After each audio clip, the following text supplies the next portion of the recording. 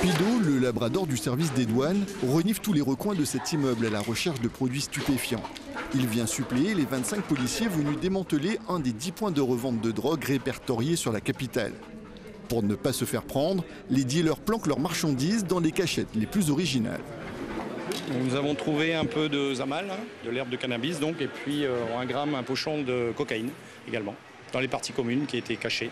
Cette opération d'envergure menée sous l'autorité de la procureure de la République est de quoi rassurer les habitants du lieu, comme Jody qui tient un restaurant-commerce de proximité et Yacine qui vit là depuis plus d'une décennie. C'est vrai que c'est impressionnant de voir tout le monde débarquer comme ça, quoi. Ça c'est sûr et certain.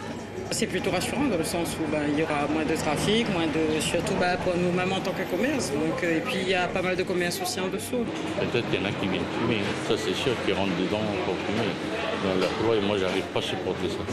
Et leur dire, il faut pas essayer. Il y a des gens qui viennent fumer. On peut rien dire, parce qu'après ils sont méchants. Cette opération vise à ce que les revendeurs de drogue et leurs clients ne se sentent plus à l'aise dans les cités.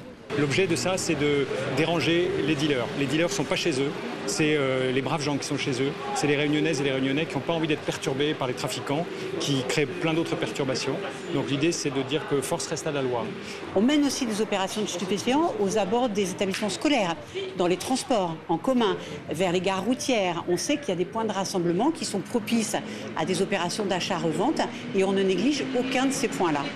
Pour éviter que La Réunion ne devienne comme certains quartiers de la banlieue parisienne ou de Marseille, les habitants sont appelés à aider les services de police. Tout citoyen peut se connecter sur masécurité.fr, donc c'est un site gouvernemental, et tout citoyen peut signaler en fait un trafic de stupes sur le chat.